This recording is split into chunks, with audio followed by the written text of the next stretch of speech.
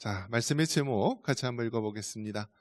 부활 소식을 들은 여인들의 모습.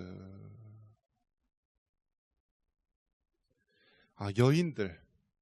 오늘 어떤 말씀의 초점이 여인들입니다. 대부분 이 한 가정에 있어서도요, 남자가 무능하면 누가 그 역할을 감당해야 되죠? 네, 여자들이 감당해요. 이 북한에 가면은 북한에서는 대부분 남자들이 할 수 있는 일이 없대요. 그러니까 여자들이 가서 장마당이나 이런 데 가서 먹을 것을 구해서 그렇게 가정이 어려운 환경 가운데 살아간다라고 합니다. 우리나라는 정말 이 유교적인 그런 사회, 뭐 중국이 그랬죠. 중국의 영향권 일에 있던 나라들이 다 유교적인 사회에 있었습니다. 그래서 삼국시대, 고구려 백제 신라에는 불교가 융성했던 그런 시대였고요. 이 조선시대에는 유교 문화였습니다.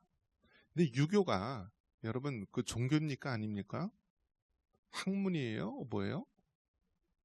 그러니까 유교는 말 그대로 뭐 성리학이라든지 뭐 학문으로 볼 수 있습니다. 그런데 이 유교는요, 무엇이 있어요? 제사 문화가 있습니다. 그래서 죽은 사람들의 그 조상신이라든지 그런 사람들을, 부모님 돌아가신 분들을 제사를 드리면서 그 홀령, 죽은 홀령이 와서 제삿날 제사밥을 먹고 복을 빌어주는 의식. 그래서 유교에서는 죽은 사람에 대한 이 제사의식을 강조하기 때문에 종교로 보고 있습니다. 그래서 우리나라는 이 샤머니즘 미신과 더불어서 이 유교의 제사문화에 찌들어 있습니다. 그 유교의 근본 바탕이 무엇입니까? 여러 가지 있지만 그 가부장적인 그런 문화가 있습니다. 가부장적인 문화. 남아선호사상이죠. 남아선호사상. 그건 저희 때만 하더라도요, 임신을 하면은 성별을 안 가르쳐줘요. 성별을. 남자인지 여자인지. 남자면은 가만 놔두고, 여자는 어떻게 하죠? 그냥 애를 떼어버리는 거예요. 이게 성경적으로 보면은 그걸 우리는 태중이 잉태됐을 때를 우리가 생명으로 보고 한 인격으로 보거든요. 그러니까 사실은 엄밀한 의미에서 보면은 살인을 하는 거죠. 낙태가 살인이죠. 그런데 어릴 때 많은 사람들이 거리낌 없이 남아선호 사상에 의해서 남자는 그냥 놔두고 여자는 지워버렸어요. 그래서 저 아들 때만 해도요, 반에서 남자들이 더 많아요. 남자들이. 장가하기 쉽겠어요? 어렵겠어요? 치열하죠. 치열해요. 원래는 여자들이 더 많고 남자들이 적어야만 그 사회가 안정된 성비를 이룬다라고 하는데요. 남자들이 더 많고 여자들이 되니까요, 적으니까 사회가 혼란스럽게 되는 것입니다. 다 무엇 때문입니까? 이 유교적인 또 여러 가지 문화, 남아선호 사상. 그래서 여성들이 굉장히 많은 수고와 일을 하면서도 대우받지 못하는 시대가 과거의 그러한 시대였습니다. 근데 성경에도 마찬가지입니다. 성경의 그 시대에도요, 여성들은 참으로 대우받지 못한 그러한 존재였습니다. 그래서 사람의 숫자를 셀 때도요, 누구만 셌을까요? 어른들, 남자들만 세고요, 여성과 아이들은 숫자에서 아예 제외를 시켰습니다. 이것이 그 당시의 문화인데요, 바로 이것을 깬 분이 누구이냐면 바로 우리 예수님이십니다. 우리 예수님이세요. 그래서 예수님의 복음이 들어가는 곳마다 이러한 여성 차별과 남녀 차별의 그 모든 것들이 깨어지게 됩니다. 여러분, 우리나라의 뭐 이화여대, 뭐 숙명여대, 이 여자대학이 왜 생겨났습니까? 그 유교적인 문화에서는 여자들을 교육을 시킬 방법이 없었던 거예요. 그래서 선교사님들이 한 것이 무엇이냐면 그 여자 학교를 세워서 여성들에게 교육의 기회를 준 것입니다. 이처럼 복음이 들어가는 곳마다 바로 이러한 차별과 어떤 그러한 잘못된 그 사회 문화를 바꾸고 변혁을 시켜왔던 것입니다. 성경 시대에도 또 유대인들 사회에서도요, 그 당시에 어떤 남성 위주의 그런 문화였고 여성들은 늘 소외되고 또 저 한편에 존재 없이 있는 그러한 자들이었습니다. 그런데 이상하게도 예수님께서 십자가에 달려 죽으셨을 때 다 어떻게 되었습니까? 다 이 제자들은 뿔뿔이 흩어지고 도망갔습니다. 유일하게 이제 사도 요한이 있었긴 했는데 사도 요한은 예수님과 육신적으로 사촌 관계죠. 이모의 아들. 그렇기 때문에 아마 끌려왔을 것 같아요. 엄마에 의해서. 다 도망갔어요. 예수님께서 겟세마네 동산에서 마지막 기도하고 제사장과 그 사람들이 군병을 보내서 예수님을 잡아가려고 했을 때 가룟 유다가 와서 예수님의 손에 입맞춤을 하면서 그 잡아가라고 하는 신호를 보냈을 때 다들 뿔뿔이 나 살겠다고 도망을 간 것입니다. 심지어는 예수님의 제자들 중에서요 그냥 벌거벗고 도망간 사람도 있어요. 그래서 마가복음 16장에 보면은 마가복음 14장에 보면은 베드로가 무엇을 목격했느냐? 한 청년이 호디브를 덮고 그 잡혀가는 예수님을 따라갔다가 그 군졸들이 이 사람마저 잡으려고 하니까 어떻게 해요? 벌거벗고 도망갔다. 여러분 한번 생각해 보십시오. 남자가 벌거벗고 도망가면 어떤 모습일 것 같아요? 목욕탕에 불이 나면은 여자들은 이 얼굴을 가린다라고 하더라고요. 얼굴을.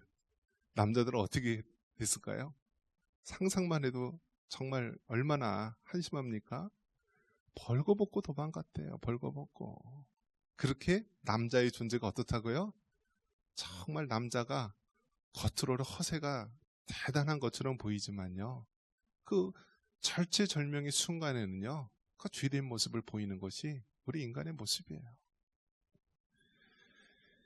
그 제자들조차도 다 이렇게 나 살겠다고 떠나고 도망치고 심지어는 벌거벗은 몸으로 그렇게 다 도망쳤는데 여자들만은 안 그랬다라는 거예요. 여자들만은.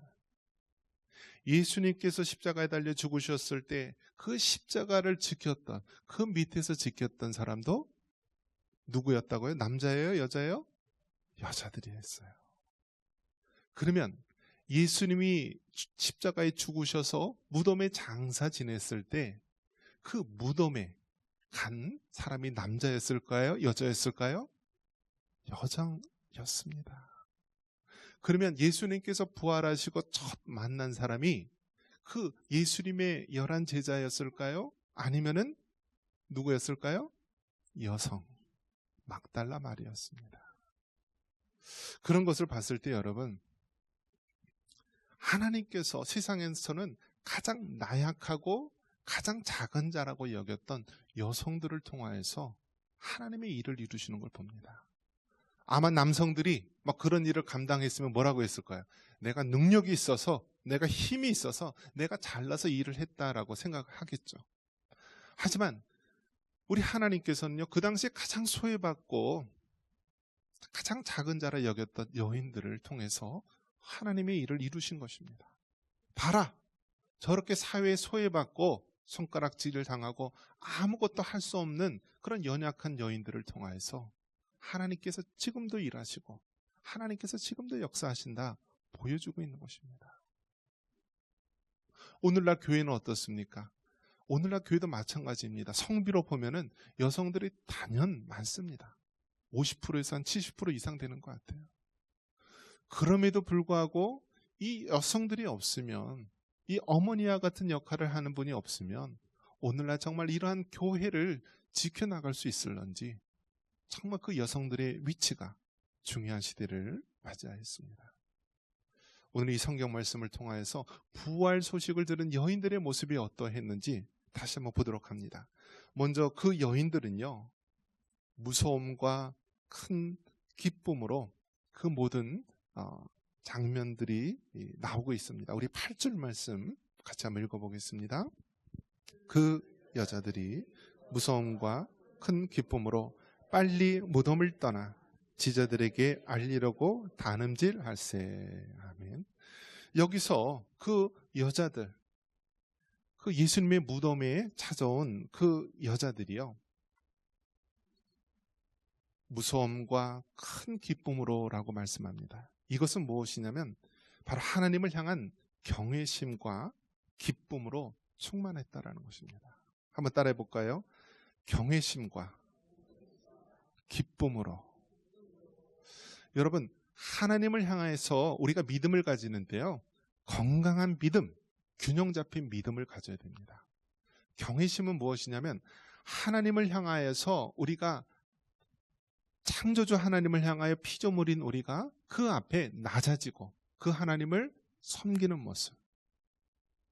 마치 여러분 큰 자연 속에서, 큰 뭐 폭포라든지 뭐 그러한 자연 속에서 우리 사람이 얼마나 작고 미천해 보입니까? 그처럼 하나님을 향하여서 우리가 경외하며 두려워 떠는 마음, 그것이 경외심입니다.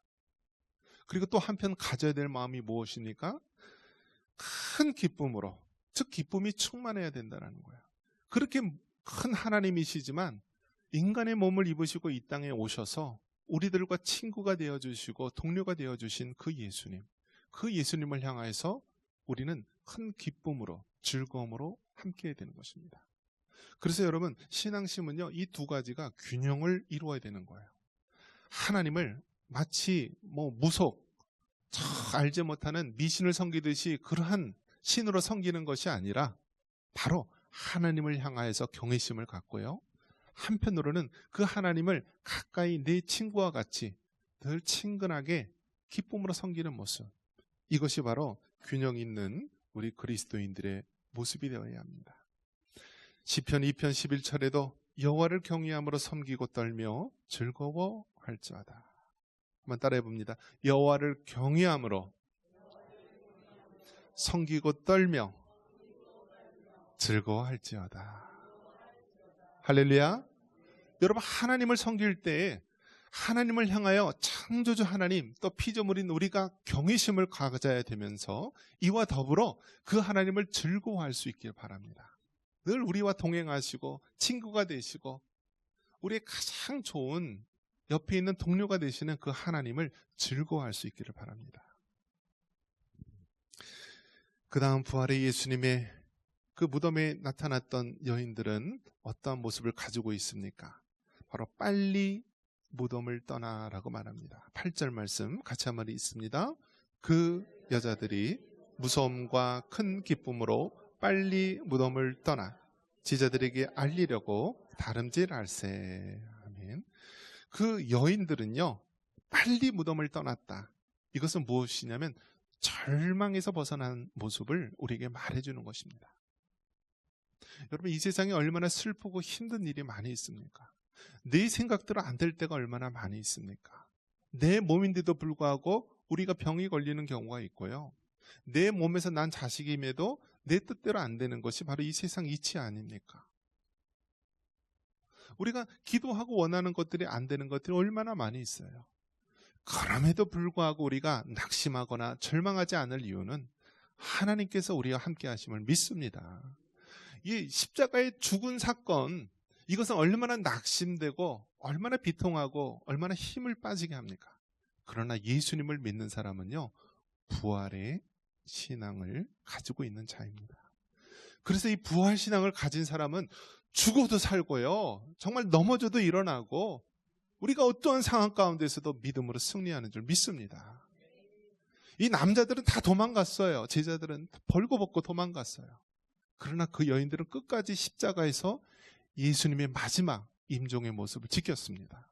그리고 그 무덤에 찾아가서요, 직접 그 아무 힘도 없는 여인들 3명이요 온 거예요. 그리고 그 여인이 이 부활하신 예수님의 그 상태를 보면서 빨리 무덤을 떠났다. 즉 절망에서 벗어나는 믿음의 모습을 우리에게 보여줍니다. 여러분, 어떠한 일이 있더라도 낙심하지 말기를 바랍니다. 누가복음 24장 33절에 곧 그때로 일어나 예루살렘에 돌아가 보니 11 제자 및 그들과 함께한 자들이 모여 있어. 이 말씀은 바로 엠마오의 두 제자의 이야기입니다. 예수님이 십자가에 달려 죽으셨을 때 다 제자들이 뿔뿔이 흩어졌고요. 그 당시에 엠마오에 있던 두 제자도 마찬가지였습니다. 그 두 제자의 이름이 명확하기는 알 수가 없지만은요, 이들이 이제 예수님이 십자가에 죽자 그 예루살렘을 떠납니다. 떠나는데 어떤 한 사람이 동행을 합니다. 처음에는 그 사람이 누군지 알지 못했는데 나중에 눈이 띄었을 때 그 자가 바로 부활하신 예수님임을 알게 됩니다. 그래서 그들이 예루살렘을 떠나 도망가려다가 다시 예루살렘으로 들어가게 됩니다. 이 말은 그 당시 예루살렘은 얼마나 참혹하고 또 핍박이 있던 곳입니까? 다시 그 죽음의 사지로 들어가게 된 곳입니다. 바로 복음, 부활의 예수님을 만났기 때문입니다. 부활 소식을 들은 여인들의 모습은 또 어떠하였습니까? 열심으로 사명을 감당하는 모습을 우리에게 보여줍니다. 8절 다시 한번 읽겠습니다. 그 여자들이 무서움과 큰 기쁨으로 빨리 무덤을 떠나 제자들에게 알리려고 다름질할세. 아멘. 제자들에게 알리려고 다름질을 하였다. 이는 열심으로 사명 감당하는 모습을 우리에게 보여주고 있습니다. 여러분, 부활의 예수님을 만난 자들은 더 이상 우리가 낙심하거나 절망하지 않고요, 부활의 예수님을 위해서 살아가야 되는 것입니다. 이 세상이 아무리 절망스럽다 할지라도 부활의 예수님이 있는 한 우리에게는 산 소망이 있는 줄 믿습니다. 도울 힘이 없는 인생을 의지하지 말고요, 늘 우리가 속는 것이 무엇입니까? 그 잘나빠진 정치인들 다 얼마나 이빠른 소리로 그렇게 선거 유세를 합니까? 그들의 가식적인 거짓말과 그런 술수에 얼마나 많은 사람들이 우리가 속임을 받고 넘어집니까? 이럴 때일수록 우리 예수님을 믿는 사람은요, 하나님 앞에 기도해야 합니다. 저들의 가머니설과 같은 말에 우리가 현혹되는 것이 아니라, 하나님, 어떠한 자가 진정 하나님을 기뻐하는 자들입니까? 정말 이 마지막 때에 이 세속의 물결, 인본주의라는 이름으로 동성애를 합법화하고 하나님의 교회를 무너뜨리려 하는 저 공산주의 세력들과 이 세상에 있는 악의 세력에 대해서 하나님, 어떤 사람이 진정 하나님이 기뻐하는 자입니까? 그러한 믿음의 눈을 뜨고요, 하나님 앞에 기도해야 합니다. 이제는 우리가 골방에 들어가서 나 혼자만 하나님께 잘 믿는다고 되는 것이 아니에요.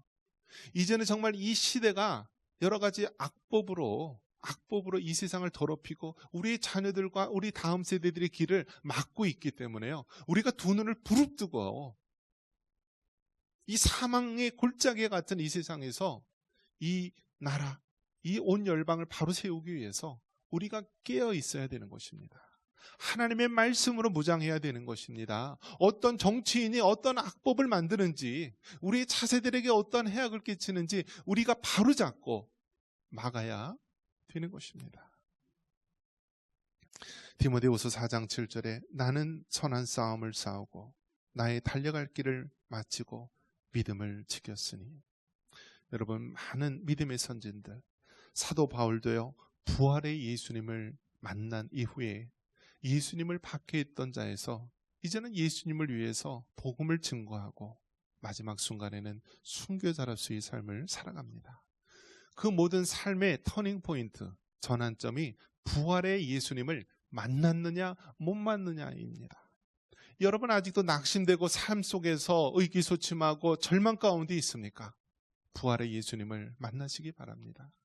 여러분, 이 세상에 더 이상 소망이 없고 정말 죽는 것만 남았다라고 생각하는 분이 있습니까?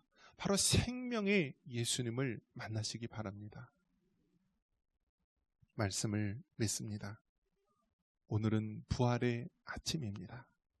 예수님께서 금요일날 십자가에 달려 죽으셨습니다. 그리고 성경에 말씀하신 대로 사흘 만에 주일날 부활하신 것입니다.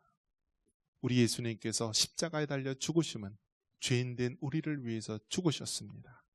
누구든지 그 예수님을 믿는 자에게는 죄사함의 은혜를 허락하여 주시고, 예수님께서 부활의 첫 열매가 되셨듯이 오늘 우리에게도 부활의 은혜를 베풀어 주실 줄 믿습니다. 이러한 은혜가 있기를 주님의 이름으로 축원합니다.